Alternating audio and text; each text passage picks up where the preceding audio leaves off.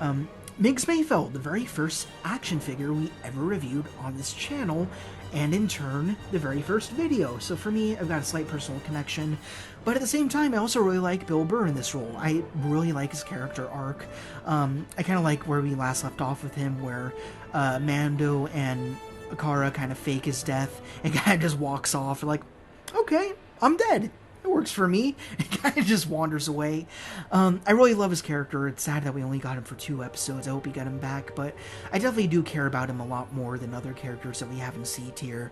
So, you know, he's hovering around Grease and Rey, kind of. I care about Snoke more, though. I'd say I like him more than Grease, more than Snoke, more than Finn. I'd say put him between Finn and Rey, just in terms of him being a character similarly to Finn that I'd like to see more of. I'd like to see more of his arc, but just a little bit more than Finn, because Finn was kind of failed on.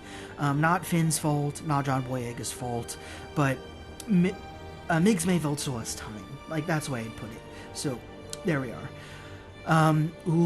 Interesting one. Moff Gideon. I loved this character in seasons 1 and 2. Cold and calculating. You just really wanted to know what his motives were. But at the end of the day, in season 3, he was kind of just pulling a Palpatine. He wanted to clone himself. He wanted immortality. He didn't really have any interesting monologues to go on. He was kind of pulling, a Grand Admiral Thrawn, where he's trying to pull in the best of every culture to become the most powerful warrior ever, which is still a pretty cool thing. But I just felt like he was very, very wasted at the end of the day. A lot of well-warranted bravado. I've used that word before. Just characters who are made out to be really cool, kind of like Snoke, you know. You want to learn more about him. But you do learn more about him, and he kind of just dies. And that was kind of weak for me, so... But for me, I like to remember him as he was in Mando Season 1 and 2, so I am going to put him a little higher, in spite of me not liking how he died. So, I'll put him in C tier, high C for sure. Probably in league with Snoke.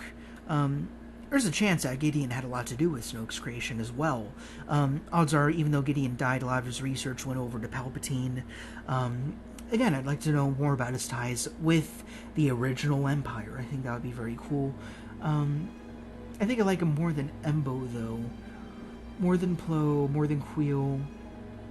Perhaps... No, Dooku, you learn more about him, though. Alright, I'll put him over Dooku, just because I like how he's very tech-savvy and draws from all the cultures to make him a lot more powerful, so... Alright, sure. Then we have, who everyone... And I thought this before it became a running joke. It just occurred to me before people started talking about it, but Budget Sigourney Weaver... I forget... I'm blanking on her name, that's fine. I'm gonna blank on a lot of people's names for the rest of this list, just because a lot of them are so new. What was it? Pelado, something. Again, I'm getting my Star Wars names jumbled, but I've come around to her character. I thought she was a little irritable at first, but after a while, I've come to like her. She's kind of a fun little throwaway gag character, a little bit of comedic relief, but not overdone. She's fine, she's good, so I will put her... We need a Black Series figure of her as well. I know she'd be Peg Warmer Central, but I would like to get a figure of her. But yeah, you know, she's kind of similar to Watto in a way, in terms of what she's supposed to do, but I'd say I like her more than Watto, so, you know, kind of just, I think they're both in Mos Espa, aren't they? Yeah, so I wonder if they were friends at any point, but yeah, I'd definitely put her over Watto. She's a more interesting peddler character, I guess, so, alright, we'll just go off of that. Shaak Ti, the character who seems to never evade death from Grievous. I don't know why, it's just George Lucas always wants Grievous to kill Shaak Ti, but it never canonically pans out to be that. But all that being said, never really had much interest in her. She definitely should have looked after Fives a little bit more. She had a lot more insurgency in that matter. She should have, at least, but she didn't really own up to that. So, yeah, it's just... The franchise never really knew what to do with her character. She's cool. She's coolest in Force Unleashed. Speaking of that, I see Galen Merrick coming along, so we'll have some discussion there. she's just alright. She's mid. So, I'd say Quinlan's more interesting, but Frog Lady is not. So, okay, put her in low D tier. Then we have Bendu, right? Yeah, another Rebels character.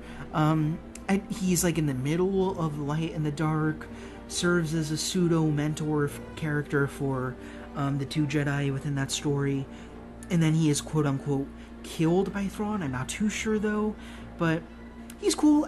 Unfortunately, I just don't remember enough about him, but I do think he's more interesting than Maz Kanata and the droids.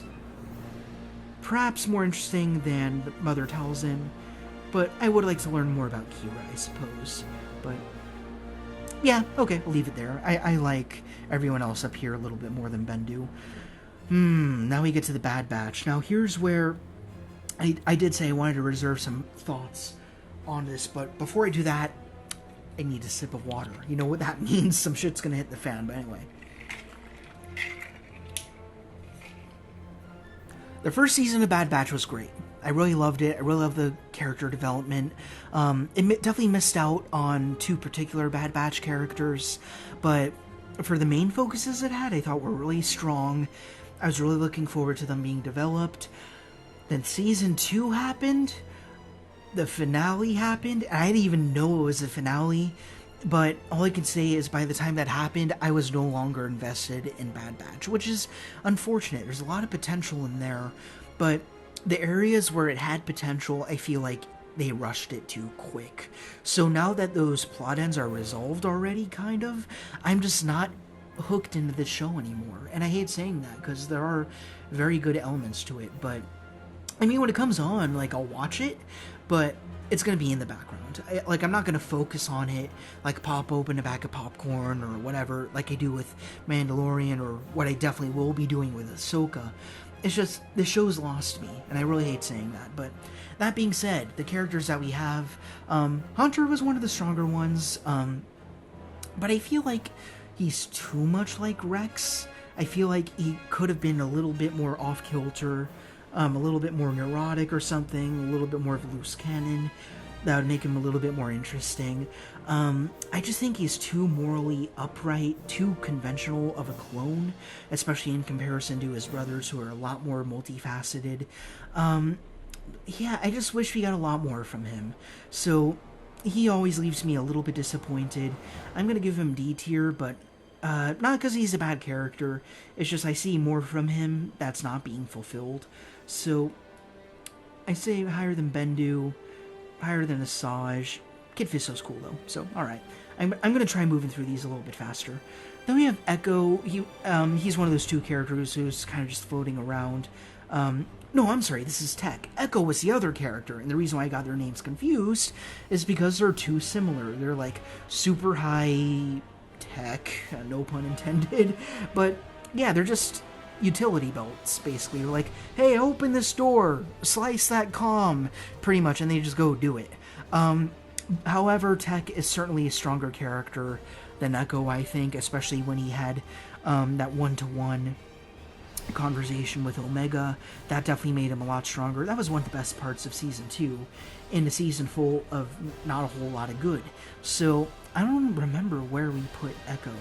I put him in F tier, so yeah, just the fact that Tech gets a little bit more, I'd say higher than Even Peel. I think that's fine, but I'd like to learn more about Maz, so there we are. Wrecker's a sweetheart. I do like Wrecker. I like his arc. He's a little bit generic, I suppose, in a way, in that he's like the big old tanker who, has a soft spot for plushies and stuff like that, but he's sweet. I like Wrecker. He's fine. I'd like to see more arc from him, but definitely higher than the other two Bad Batch members we just talked about. Definitely higher than the Rebels gang, but there's definitely a crunch point between Rebels and Fallen Order stuff. So, higher than Bail, higher than Ayla, I'd say. Higher than Barriss. Yeah, so I think Miggs Mayfeld's story is a lot more interesting, even though we only got 2 episodes of him. Alright, I'd say below Bo-Katan. So let's get him up there. Just gotta do a little bit of hopping. Yep. below Bo-Katan. All right. Crosshair was my favorite character, and the reason why I hated Season 2 so much.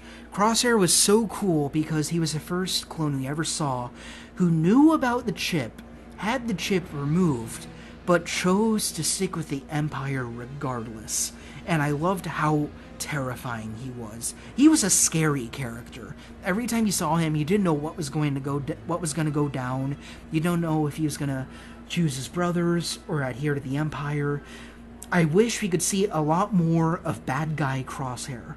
The place where the show lost me was when he had his arc too soon, where he turned to the light too quick. And it was a good story. I liked how it played out against him and that new clone Mayday. I thought it was a very good episode.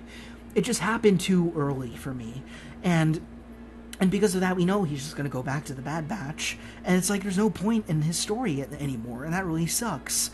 So, again, this is a case of a character where I prefer an earlier version of him rather than the full legacy of him. So, I really love Imperial Crosshair, and he's definitely the best character in the show for me. I'd actually give him B tier, I won't lie. Not as high as Krennic, though, but higher than Chewie, though. Chewie never really has an arc, per se. Not that necessarily an arc makes a character better than one without an arc, but yeah, just Crosshair, his story is very enticing. His startup, kind of like Finn syndrome. That's the best way I could put it. He's like Finn's the first character where we want a lot more from him, but we just didn't get it. But Crosshair's great, and I definitely prefer him over Finn and a lot of prequel characters. Omega's cool, but I feel like she's unflinchingly unchanging. Like, I just wish there was a lot more from her. Like, she's still learning about the world and stuff, and now there's, like, an older clone of her, and it just irks me that are kind of constantly alluding to, she's so important, she knows so much, but, like, if she knows so much, why is she not just spilling out everything that she knows about the Kaminoans and the clones to the Bad Batch? Like, what's the holdup? Why is she taking so long, So, I'm getting impatient with the way that they're spanning out her story, but the character herself doesn't bother me at all, really, so I'll give her a C tier. She's fine. Lower than Young Han, lower than Cobb. I really want more Cobb. Need I say that again? I actually prefer Bail more as a character. Dengar more, Fives more, Terex more. Yeah, I think this is a crunch point. Jar Jar more, actually. I'd say we'll put her above Wedge, just because I'm more curious about her, and above Val. And at least Ezra had an arc, even though it was not fulfilled properly, but okay, there we are. Galen Merrick is a really interesting character. He's not like a favorite of mine, but I really appreciate just how wacky his story is, because not only is he like the secret apprentice of Vader between the events of Revenge of the Sith and New Hope, which is in and of itself a crazy plot, and it was very brave of BioWare to even attempt that, and it definitely worked. But then you also have two alternate endings where he either spares Vader's life, or he tries to destroy Vader, which he does, but as a result of that, he becomes Lord Starkiller, who I definitely prefer over just Galen Merrick. Absolutely. And if you choose the light side ending, then basically, canonically speaking, that leads us into Force Unleashed 2, where you get his clone, who is certainly an inferior character, but I'm assuming this is just about the original Galen Merrick.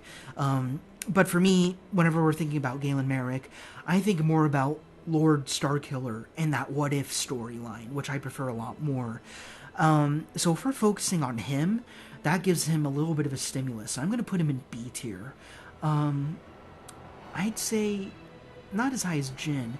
It's just, it was so crazy to see him go wreck through all the original Star Wars characters and do one of the saddest things I've ever seen in a Star Wars story.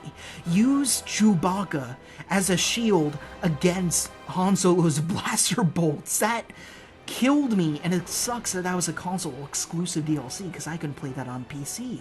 But, oh my god, he was such a terrifying character to not just like watch do his thing, but the fact that you had to make him do those things, and he knew that Lord Starkiller was regretting it a little bit, like he hated sacrificing Proxy, and lamenting the loss of his love interest, Juno Eclipse. That's right. I thought he was a lot more interesting than Galen in a lot of ways. So I'm more ranking Lord Starkiller lower than Old Ben, I'd say, but not as high as Young Ben. Well, Obi-Wan Kenobi, right? Again, just me personally. I do think Obi-Wan is a stronger character in every way, but I think just Lord Starkiller is just really fascinating, especially when you're playing as him. Black Chrysanthemum, he was really fun. But it kind of ends there. It's just a really fun character. We definitely need a lot more from him. Of course, he started off in the comics. Then he showed up in Book of Boba Fett, which is how I have come to know him. But he looks really cool. I want to know more about him. He's fun. He's good. Give him C tier. I'd say not same energy, but same purpose as an Ewok. Just there to be cool, but not as cool as an Ewok. So we'll put him below Wicked right there. Reva, she is the second most interesting Inquisitor. I still think Trilla is a lot better, but again, that was a video game. We had a lot more time to sit with her and crawl into her brain. But as for Reva, kind of on a cliffhanger, which I don't prefer.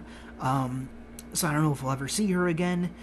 But her story was very interesting and very similar to Reva's. So just on that metric alone, we're gonna put her pretty close to second sister Trilla.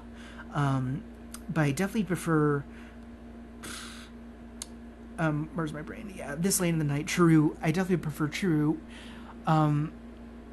Greedos had a better impact on me. Not as high as Galen / Lord Starkiller. I like Jabba. I think I prefer her over Cassian. Okay, cool. Alright, I think we can start getting through these characters a little faster because, again, don't remember them as well. Now we have this woman from Obi-Wan Kenobi. She was a very good character. Too short-lived, but I do like what they did with her. And interestingly enough, they don't have Ned B. If they had him with her, then that would definitely, I think, help to better inform this. But I definitely liked her story. I liked her lines. I thought she was a very strong character. We should have had more of her, but she was good. I'd say below Snoke, below Ayla. I'd say, I guess if you'd had to twist my arm, I would put her above Uncle Owen and Aunt Beru, just because we get the full story of her right there, whereas for the Lars residents, we had to wait a very long time just to get a surprise from them. But as for her, at least she's well-rounded, and we get what we need. Then we have this guy. Again, there's going to be a lot of characters who are so new, I just don't remember their names. He was kind of fun. He was alright. I'm still not totally sure if he was a Jedi at all. I think it was just like a series of magnets he used to get money and stuff like that. I didn't care about him as much as I cared about that defecting Imperial, so I'd say I'd put him below the Lars residents, below Bail, below these few, below Dexter, below... Yeah, 5s is kind of a crunch point. I'd say put up 5s higher. Okay, yeah. Don't remember this guy's name, or even what he did. I think he was in Andor, if I'm remembering correctly. So, sorry, buddy. No, he might have been... Was he an Obi-Wan? No, he's just an Obi-Wan, yeah. And he was kind of a little reluctant to Obi-Wan's plans. I'd have to watch a show again, but I've watched it twice already, and I still don't remember this character too well. And I'm not even sure if I'm pinning him down in the right show. Just in the not care category, I guess, I'd say I like Newt Gunray more. Luminara just irritates me, though, so I'll put him there. I'm blanking on his name, but he was a very great character, great monologue. I need to rewatch Andor for sure. It's just a really long sit down, so I'm meaning to get to it, but I'd put him in solid C tier. C tier is really characters that I think are good. It's just I could really have them.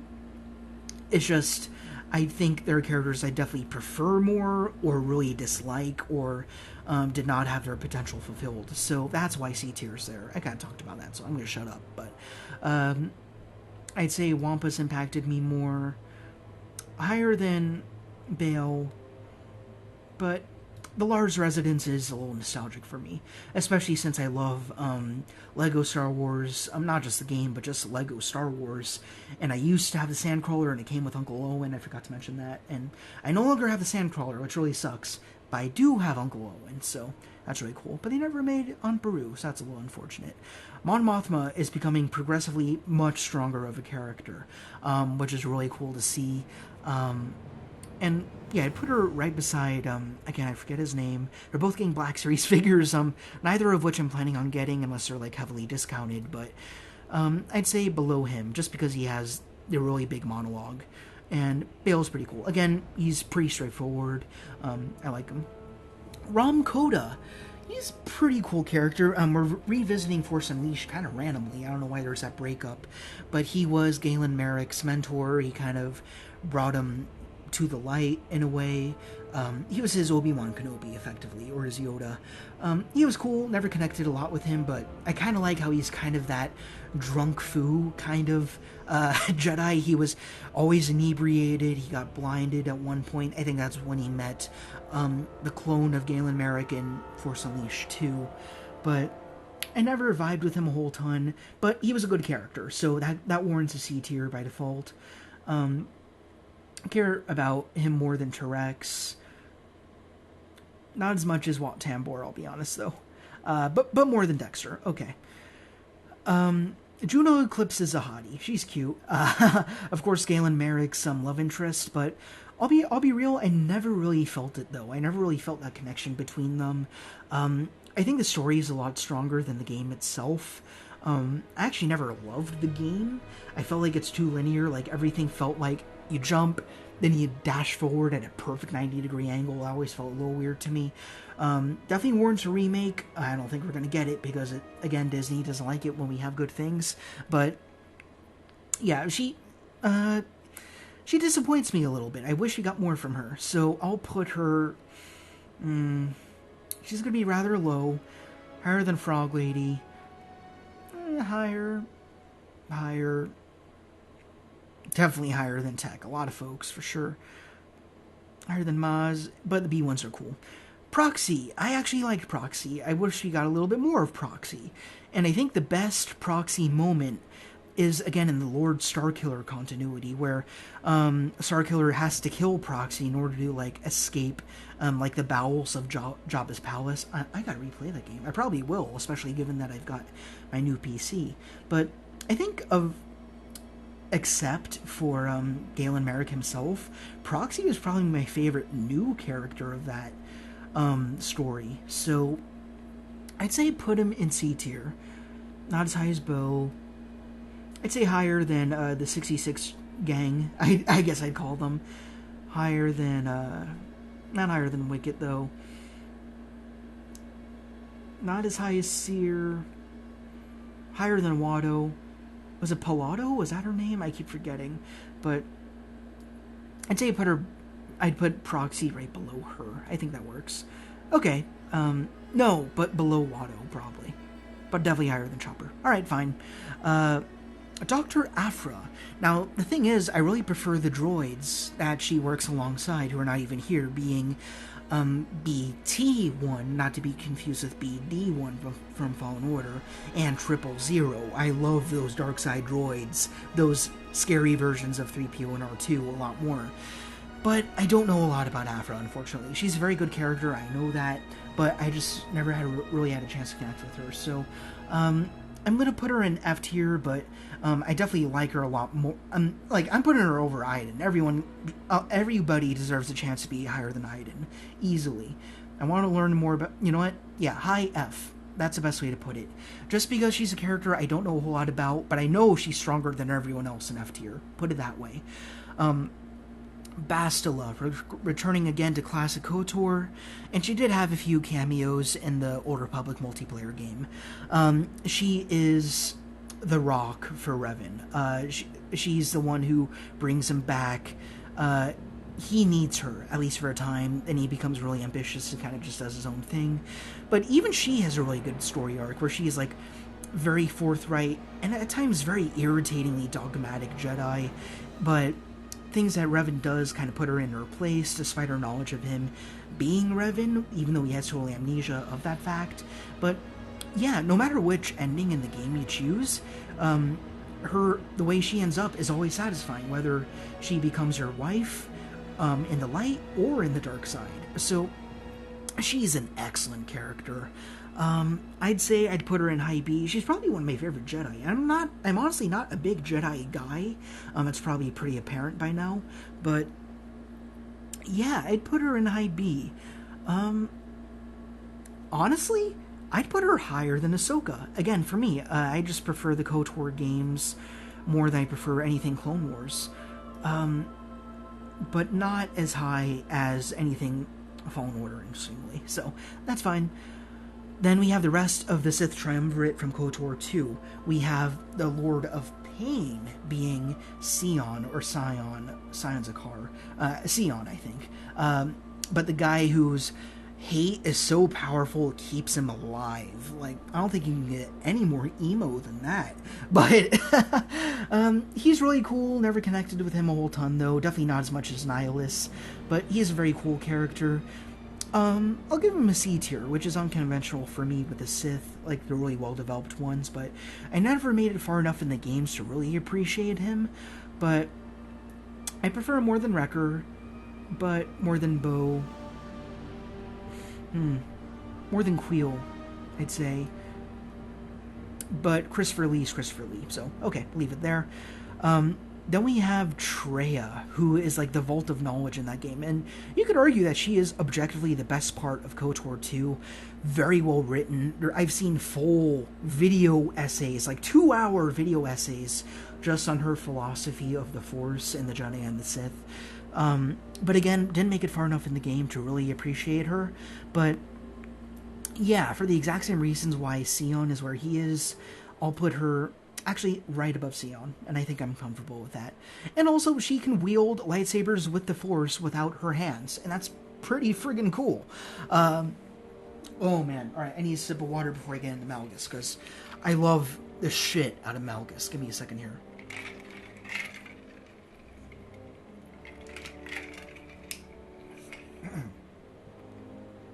Malgus is a more dangerous Darth Vader. The thing about Malgus is he has a very similar story, in that he has a woman that he loves a lot to the ends of the galaxy, Elena Daru, a Twi'lek woman who he saves from slavery, and they go on to sack the Jedi Temple together, which is one of the biggest events in Star Wars history, and they're just a sexy goddamn couple. They're really cool. But then you learn the thing about Malgus is that he stabs his own wife through the heart. And the reason why he did that is because he knew that the pain through that action would make him a stronger Sith Lord. Because the nature of the dark side is that it makes you stronger through your pain, through your remorse, through your suffering. And he knew that the only way to ascend further was by killing the only thing that he loved in the galaxy, being his wife. Right when he thought that Anakin being partially responsible for killing for killing Padme was bad, then you learn about Malgus. Holy goddamn shit. Malgus is an interesting, horrible human being. And then he tries creating his own empire, and then depending on which class you choose, you actually have the chance to usurp him, which is really cool. And if I'm correct, he's still alive. He's not dead yet. He never officially dies. He's always frozen in carbonite, or he goes on a hiatus, but he's not dead yet. So there's still more of his story to be told, but he's one of my favorite Sith Lords of all time, just because of how intrinsically evil he is. Like, there's very little duality with him, aside from the fact that he did love for a time. You know what? I'm going to A-tier him, and I'm going to put him higher than Anakin, definitely.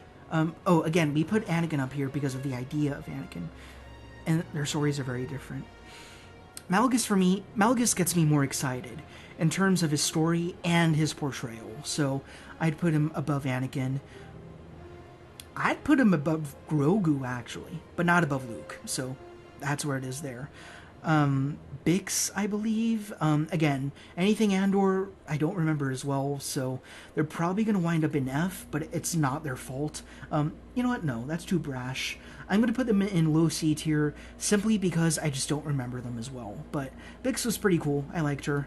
Her torture scene was pretty interesting. Showed you the devilishness of the Empire at a very personal level. I really appreciated that. Then we have the intern. All right, these two I actually remember pretty well. We have the intern, that's just what I call him. Then we have Deidre. Now, these two are some of the strongest characters in Andor. Again, I don't remember every little detail too well, so I'm going to keep them at low C.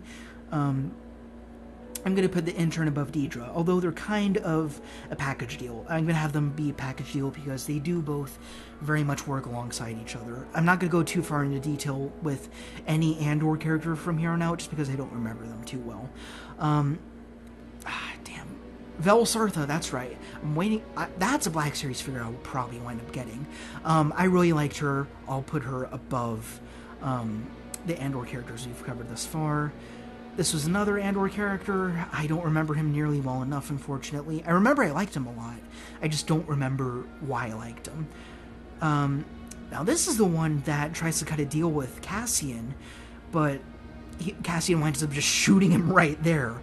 And that I really liked. So, higher than No Name here. Again, most of these are no names, but this is Vel Sartha's love interest. I really want to see more from both of them, but as for Vel Sartha's counterpart, I don't remember her name, and she doesn't do a whole ton, unfortunately, so I'll put her higher than this guy over here. Don't remember you at all. I'll put you right there. Oh, man, Kino Loy. You know how much I love Kino Loy and how much I love Andy Serkis.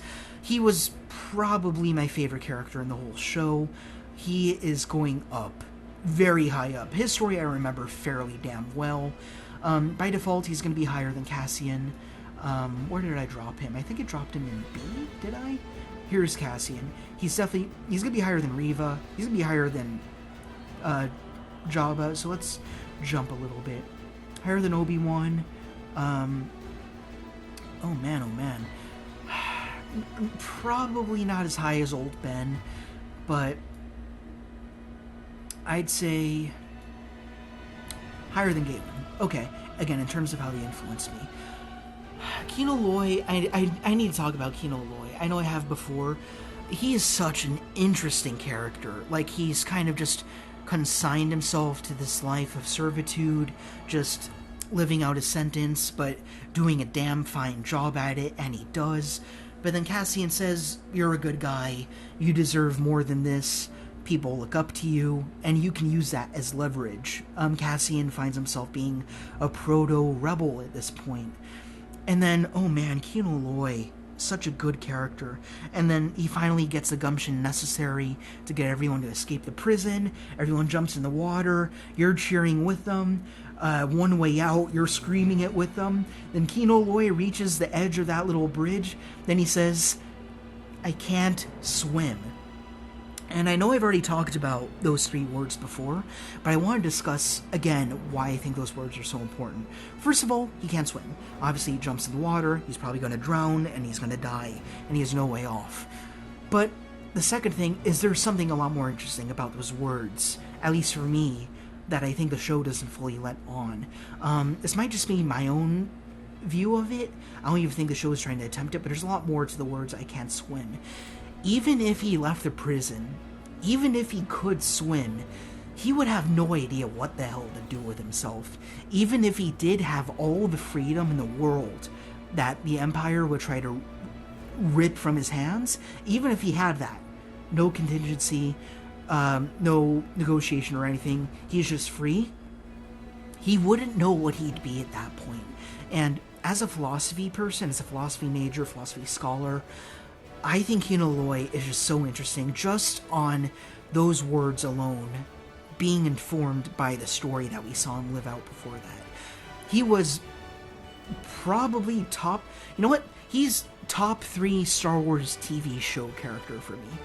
I find him so goddamn fascinating, and I want more Andy Serkis from him. And this was a total redemption from him from being Snoke. Not that Snoke was acted poorly. It's just finally Andy Serkis got a character worthy of his talents, and without CGI. Like, we know him best for the CGI characters, like Caesar from Planet of the Apes. And speaking of that, I really want to talk about Planet of the Apes one day. But I think this is the first time where I feel like I got everything from Andy Serkis, and I loved him in this role. Kino Loy is great. Where the hell is this Black Series figure? Give it to me. I want it now. We got 4 more characters. These ones are easy. You're an F tier. What's her name again? I don't even remember her name. She might irritate me more than the Martez sisters, especially since I love Trandoshan so much, and, you know, there's a certain Trando who I love head over heels, but she annoys the shit out of me. I really hate this character, and even the Bad Batch themselves hate her and are trying to cut ties with her, but I just find her really annoying. She has no purpose, no charisma. She's just constantly a ball and chain. I hate this character. I really dislike her. You know what? No, I want nothing to do with her. I'll put her in Bandipoodoo. So, yeah, but I'll put Zero higher just because I guess there's some scum and villainy stuff going on that's kind of interesting with him a little bit more, but there's no intrigue whatsoever with this Trando, so I don't like her. I don't like her at all. Then we have the Doc from several properties, right? Didn't he show up in a few things? No, it was just Mandalorian. The reason why I got confused is because the episode where he did show up in Mandalorian felt very Andor. It was a civilian story, and I love that a lot. He is a very strong... I'm surprised that the female Imperial, I never got her name, who works alongside Gideon's not here, because they were kind of hand in hand, so she should be here, but that's unfortunate. But as for him, I really like him. Pershing, that's right, Dr. Pershing. Yeah, I love how, he's kind of similar to Bodhi Rook in a lot of ways. He's a man of many talents, but he wants to use his powers for good, even though he knows he might wind up just getting killed at the end of the day. And perhaps he does. We see him being harshly interrogated by that woman at the end of that episode, and we don't know what happens after that. That's one of my critiques of Season 3, is we don't know where he went. He kind of just gets shut down. We don't know what happened with him. So I don't know if he's brain dead or if he's just totally dead or he's brainwashed. I'm not sure. But the way they're using his character is very good. So I'm going to put him higher than Barriss, not as high as Bo, higher than Wrecker. Okay, cool. Then we have 2 Mandalorian characters who at first just looked cool, but now they mean so much. So we have Paz Vizsla. I've talked about the Vizsla clan, all the Vizsla characters. At first, he just looked really cool and he was a cool toy. But when they got to him in that one episode of Book of Boba Fett, that's where he became so much more real, so much more multifaceted. You learned that how much he cared about not just Mandalorians, but his own family and his pride being a Vizsla. And he knows about his own history, and he does, in a sense, rightfully deserve the Darksaber. That could have been interesting to see if he had the Darksaber for a little while. And then in Season 3, you learn that he's a father. And then he makes that really friggin' amazing heroic sacrifice against those, like, I guess, what, Phase 4 Dark Troopers, could he call them? Like, they're a new thing.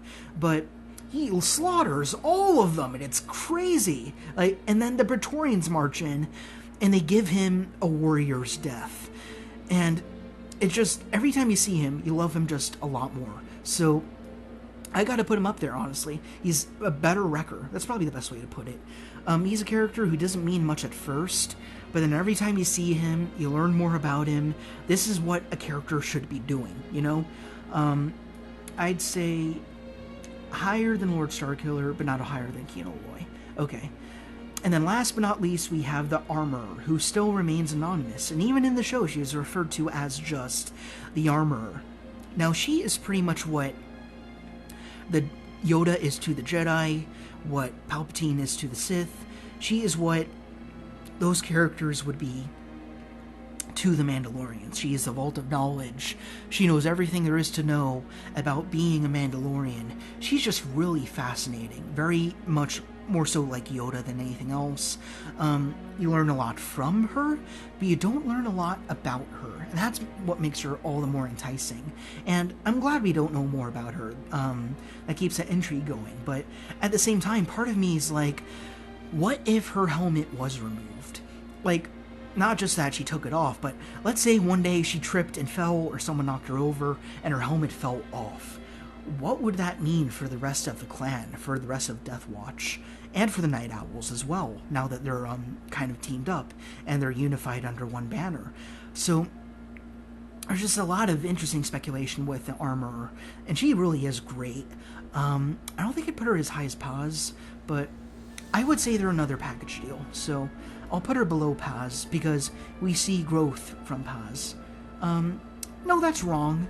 We see growth from the armor because when she sees how far Din Djarin has come, how far Bo-Katan has come, she's the one who says our clans need to join in order for us to survive, in order for Mandalore to survive, because she sees that the planet is survivable.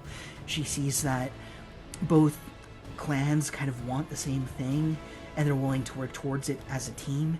So, yeah, even she experiences change, and it's really refreshing to see one of those high and mighty, brilliant characters kind of change as a result of the people that they're teaching. So, in a way, you could say that she's a better character than Darth Sidious and Yoda in certain aspects. So, the armor is fantastic. So, alright, so that is everybody. We did it. I did it. You just had to sit there and listen. I'm just kidding. Before we kind of comb through and maybe just discuss a few highlights, let me just take some water here.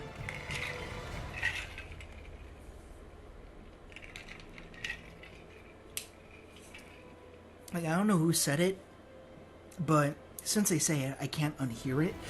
The later at night it gets, the more delicious ice-cold water becomes. I don't know what it is, but so far it seems to be faring true. So, I'm not going to go through and reshuffle everything. We're going to be here for another 6,000 years. So I'm just going to go over the highlights, I guess. I'm just going to look through all of them. I'm just going to skim, and then just briefly discuss, like, characters I think are worth having a note. Bantha Poodoo, the worst of the worst for me is L3. She's the one who totally shatters the mood. She forcefully injects too much of Disney dogma into Star Wars. Like, I'm an anarchist. I don't care where you are with politics. I don't give a shit. But keep real-world politics out of Star Wars. She was so heavy-handed, just so loud and proud about it. She has irritated the absolute shit out of me. I did not like her character. Literally, the only thing I liked about her is her character design. I think the droid looks pretty cool. I'd like to see this droid body with a different brain inside of it. Like, that's really where I am. And in terms of the plot, served no purpose. Didn't need her at all. Then we have the unholy trinity, as I've come to call them, of The Last Jedi. We have Rose, then we have DJ, then we have Holdo. All three of them, the movie could have done without. I dislike them for very different reasons. Holdo was just there because the movie very much wanted us to care for her, but we couldn't. We know she was just friends with Kathleen Kennedy, Laura Dern, and she was just not an interesting character at all. DJ, there's just nothing there. He was just there to be there, then leave. And then Rose, she's one that I cut slack, simply because the character was fine. It's just she was in the wrong place at the wrong time. Maybe in a different movie she would have been more acceptable. Kelly Marie Tran did a fine job. It's just, I hate the legacy that surrounds Rose. It's less Rose herself, more what people did to the legacy of Star Wars, using Rose as a foundation for that. And that was totally abominable. I hated that. Hated this Trandoshan woman a lot. Zero's really friggin' annoying. Martez sisters totally take away from the Clone Wars finale. We're gonna hop around a little bit. Iden Versio, she's she just went through the exact same story so many other characters did, being Vader, being Crosshair, being Darth Revan, and so many others. So she just not interesting, and especially when we have already a far more superior Battlefront story being the 501st Journal. For those of you who don't know, the 501st Journal is basically, it's part of the Legends continuity, so there's no microchip in the clones, but it's a clone trooper basically talking about his experiences from the Battle of Geonosis up to the Battle of Hoth, being a clone, watching the Republic transition into the Empire and his thoughts on it. He's anonymous, we never learned his name, but that was just a really fascinating look into the Star Wars universe. But gave us no intrigue whatsoever. I didn't care about Inferno Squad. I didn't even like the armor, even as much as I love the TIE Fighter armor. I didn't like the red accents. I just found them very ugly and repulsive, so I didn't like that at all. I want to learn more about Pride, but they didn't do really anything with him. Afra, again, it's not fair that she's this far down. I just need to know more about her. Then I think she'd probably be a respectable C or B tier. Not a whole lot to say about anyone in D tier. Not a whole lot here in C as well. Again, the people down here, it's not fair that they're down here. It's just simply that I need to watch the show again. Then perhaps I'd have more concrete opinions on them. Moving on up, Cobb Vanth. I don't know. I'm just really curious about him. I know the actor who portrays him did a lot more stuff than I'm even aware of. So I'd like to see him return. Even if he got his own show, I'd be down for it. But yeah, his rivalry with Cad Bane. Really looking forward to that Black Series set. I gotta look for that tracking info, but you could bet your bottom dollar I'll be reviewing it as soon as I get it. I guess B tier upwards is where it's worth having more discussion. Kind of gag characters towards the bottom here. I don't know how Han wound up here, old Han, but yeah, we got It's a Trap, we got Pancake Face, we got Gonk. Who is Gonk? Need I say more? I love Season 1 Crosshair a lot. I love Krennic a lot. Again, I prefer more dark side Lord Starkiller over light side Galen Merrick, but that's just me.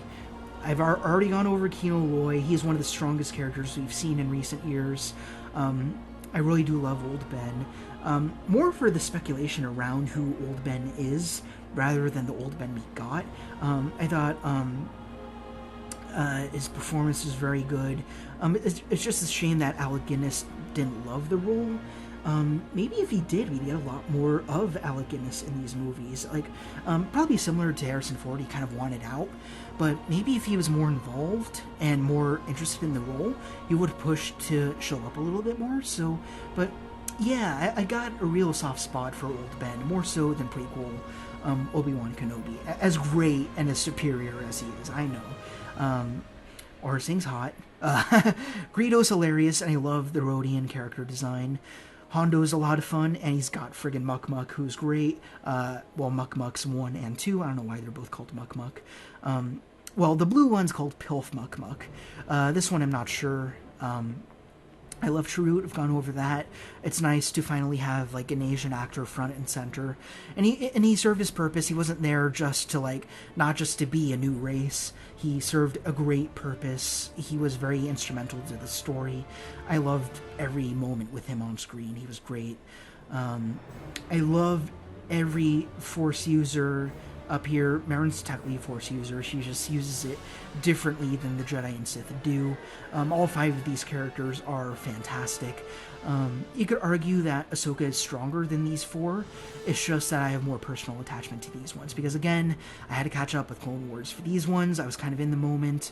And for KOTOR, it's kind of a weird thing, because I thought it was a brand new game when I saw it on the App Store as a kid, so I kind of played it not knowing anything about it, but I pretty much got the same experience that anyone else got when they played it when it was first released. So for that reason, I have similar nostalgia to Fallen Order. I actually prefer KOTOR, but I do think these 3 characters are stronger than Bastila.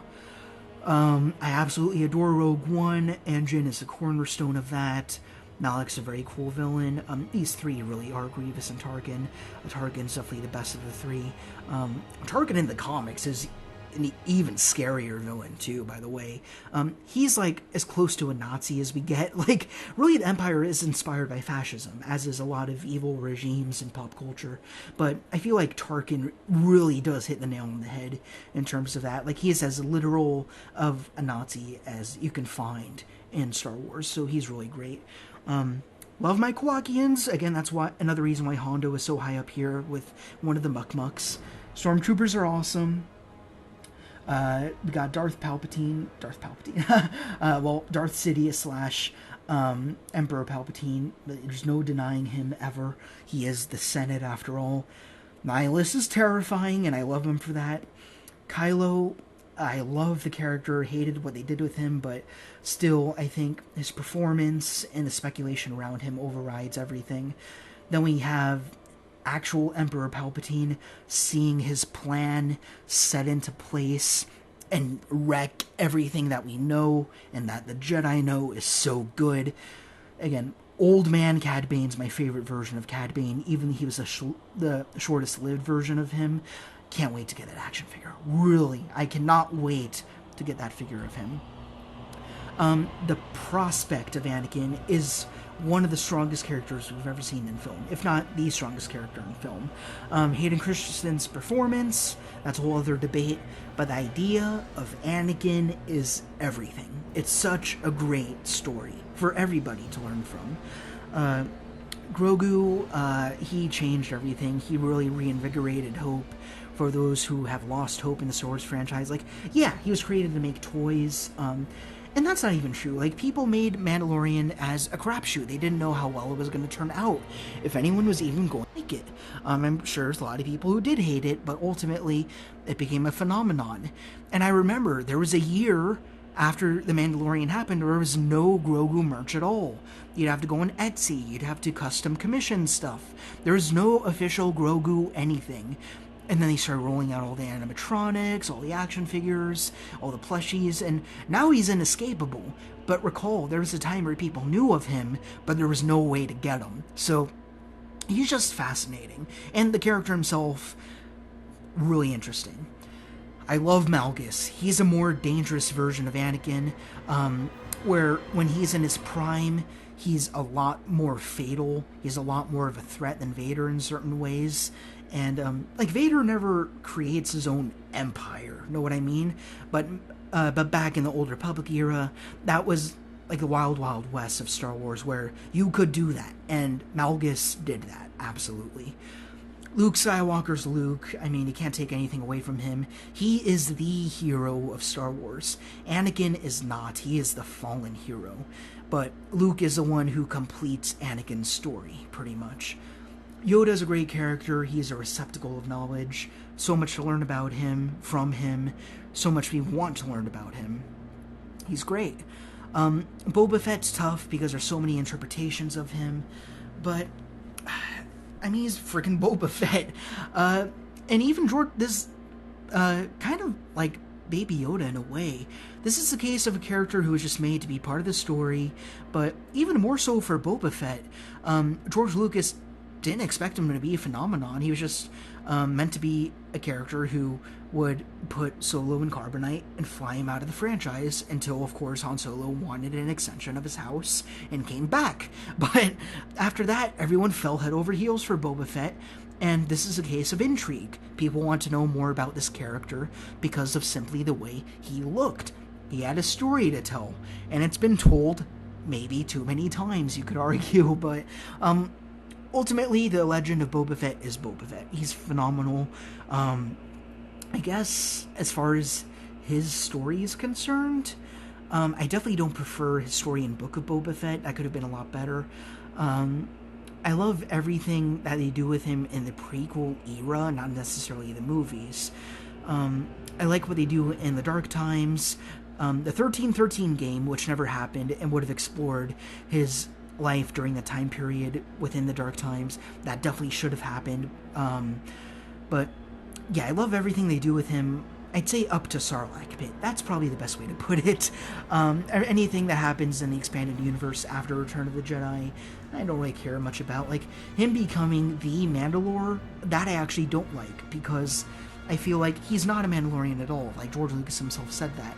He is just someone who has adopted Mandalorian armor. I think that's something that the modern shows have gotten wrong. He is not a Mandalorian by any means, but someone who is a Mandalorian through and through, flesh and blood, is the Mandalorian, Din Djarin.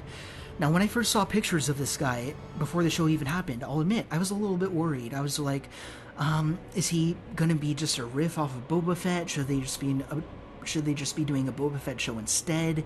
Will they be too similar? But no, they made him so complex and interesting, especially when paired up with Grogu. And I love the end of the story that they have for now. I'm hoping that they do a season 4. Now that Gideon's no longer a threat, even though I hate the fact that he was kind of just burned and that's it. But even though, like, the fact that he's out of the way makes me a lot more curious as to what adventures these two could go on. They now have a life of peace, but maybe they're going to go out of their way to become bigger heroes than who they are now.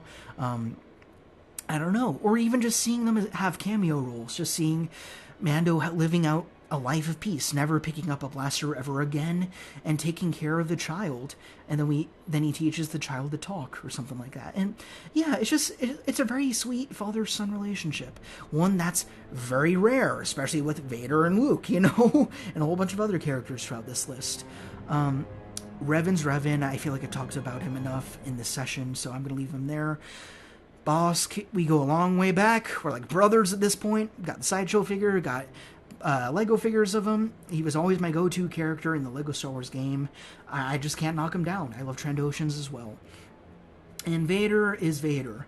If you're putting him anywhere lower on this list, you're foolish. Like, I have to say, you are foolish if you move him anywhere lower on this list. He must be at the top. As great as the idea of Anakin is, he is nothing without his turn. He needs that turn to be an interesting character. Otherwise, he's just a generic character, kind of. Like, again, his main thing is he wants to save all the things that he loves the most, all the people he wants to love the most. And that's very admirable. That goes for all of us. But the lengths that he goes to are ultimately what leads him to his consequence being his evolution into Darth Vader, or if you can even call that an evolution. Let me know what you think. Is him becoming Darth Vader becoming stronger, or is that him becoming more trapped and ensnared by the Emperor, by Darth Sidious? But Darth Vader's a better character through and through. We need Anakin to become Darth Vader, otherwise we just don't care as much. He's just a good, meaning man without the Vader thing. But when you put Vader on top of that, that's what makes you care about him, and that's what makes you weep at his redemption through his son. That's the thing. Luke is the classic Joseph Campbell, hero of 1,000 faces hero. And if you don't know what that is, definitely look that up. I won't talk about that here because that's a whole can of worms, but it's super important to storytelling. But again, as I said, Anakin/Vader is George Lucas's twist on that formula. Instead of having a hero play on the usual beats, they turn, they fall, they become the main villain. And they're not even the main villain. It's really the Emperor pulling the strings. He's just a puppet. And everything about Vader's great. Every time he shows up, everybody goes quiet. Things are about to happen. Things are going to be very sad, very dangerous, very horrifying, very melodramatic, very personal. Especially his use in Obi-Wan Kenobi as of late comes to mind. That's all I'll say on Vader. But, I mean, there's no topping him. He is the core of Star Wars. You take him away, none of these characters mean anything else. I mean, Vader's too important to Star Wars to rank him anywhere lower, objectively or subjectively. He is Vader, Darth Vader. That's it. That's all I'll say. But whew, that's it for this list. Oh man. So I think, oh my god, I think this is.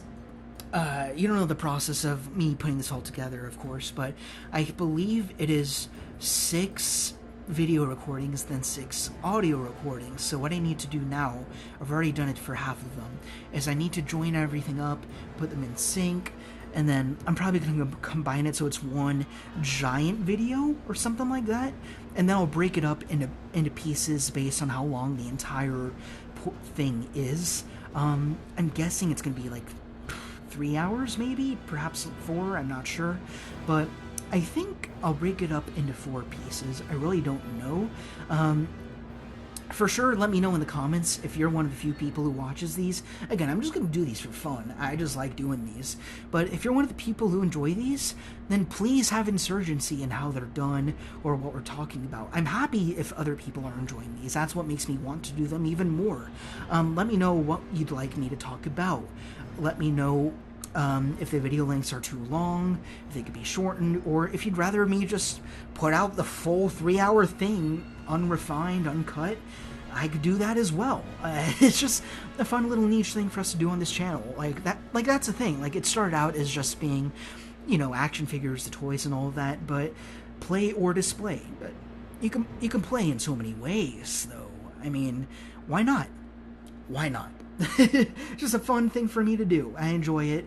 I enjoy getting my thoughts refined in one video. So if someone asks me, like, what do you think about this character? I'm like, refer to 1 hour, 16 minutes of this particular clip, and then that's my gambit, right? It just feels nice to have it in a place, and people can see it, they can learn from it, they can tell me their thoughts on a character, but yeah, that's it. Let me know what you think about these PODguy podcasts. I really enjoy them. And let me know if there's any characters here in particular where you really love them or you really hate them, or if there's any characters where you would move them personally based on the precedents that I've laid out before.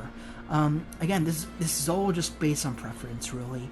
There's a lot of characters who are down here who a lot of people want to move all the way up here, and I get that. That's totally reasonable. There is no right or wrong, except for Vader, honestly. Like, really, Vader's the one who I will contest you if you move him any lower than anyone else here. But other than that, you could do whatever you want. I mean, there's so many great characters. There is a reason to love all of them. Even L3, I guess. I mean, the reasons why people love L3 are reasons that I don't love her, and that's okay. I mean, everyone likes different things, but the fact that Star Wars is so sparse and diverse and full of characters is what makes it so interesting to return to. So, yeah, like, I know Star Wars is dead for some, but it's not for me, and if you made it this far, it's not for you. And, thank you for sticking around. This is great stuff. Thank you for loving Star Wars, and keep it going, man. Or whoever the hell you are, I don't care. I just whenever I say keep it going, man, I just mean whoever the hell's listening to this. No one specific. If you're a kid, if you're a woman, I don't care who you are. If you love Star Wars, friggin' love Star Wars. Don't let the social media, whatever, get in your way. Enjoy any piece of it that you like. Star Wars is great. I friggin' love Star Wars. It's my favorite franchise. And I'm happy to see it grow, even if it has flops, which I'm sure it will. I'm just happy to pick and choose what I like, and that's okay. Just have it be your buffet, choose the things you like, don't worry too much about the things you don't like, move on, and look forward to the next thing. And that's all. So, thank you guys very much. If you like what you watched, listened to, or however you chose to approach this colossus of a series, then please, as per usual, be sure to like, comment, and subscribe. Hit the bell, whatever the hell that does. I've never actually hit the bell myself. I imagine it would make a very fun noise. I really don't know. But I'm going to call it here. I'm going to eat. I'm very hungry. Thanks again. Enjoy your day or night whenever you're listening to this. And I will see you all later. Oh, and rock on. I sometimes forget to mention that. Rock on. And I will see you all later.